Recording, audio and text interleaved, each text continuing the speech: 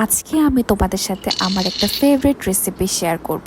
এখানে আমি নিয়ে নিচ্ছি 2 কাপের মতো পাস্তাগুলোকে আমি লবণ এবং তেল দিয়ে ভালো করে সেদ্ধ করে নিব। এবার আমি মুরগির বুকের মাংস নিয়ে নিব এবং ম্যারিনেট করে রাখবো হচ্ছে গোলমরিচের গুঁড়া এবং লবণ দিয়ে গরম গরম তেলে এগুলোকে ভেজে নেব। এবার আরেকটা প্যানে বাটার মেল্ট করে তার ভিতর আটা দিয়ে ভালো করে ভেজে নেব এবং এর ভেতর দুধ অ্যাড করে দেবো। এবার দুধের ভিতর সামান্য লবণ আর গোলমরিচের গুঁড়া দিয়ে এবার আমি একটা প্যানে গার্লিক ভালো করে ভেজে নিব এবং তাতে অ্যাড করে দেব আমার সেদ্ধ করে রাখা ম্যাকারোনি এবং মাংসের কিমাগুলাতে আরও অ্যাড করে দেব সস আর লবণ। ক্ষেত্রে তোমরা চাইলে আরেকটু পরিমাণ গোলমরিচের গুঁড়া অ্যাড করে দিতে পারো। তারপর আমি এতে অ্যাড করে দেব হোয়াইট সস। আর এগুলোকে মিক্স করার পালা। এগুলোকে ভালো করে মিক্স করলেই হয়ে যাবে আমার ফেভারিট ডিশ পাস্তা।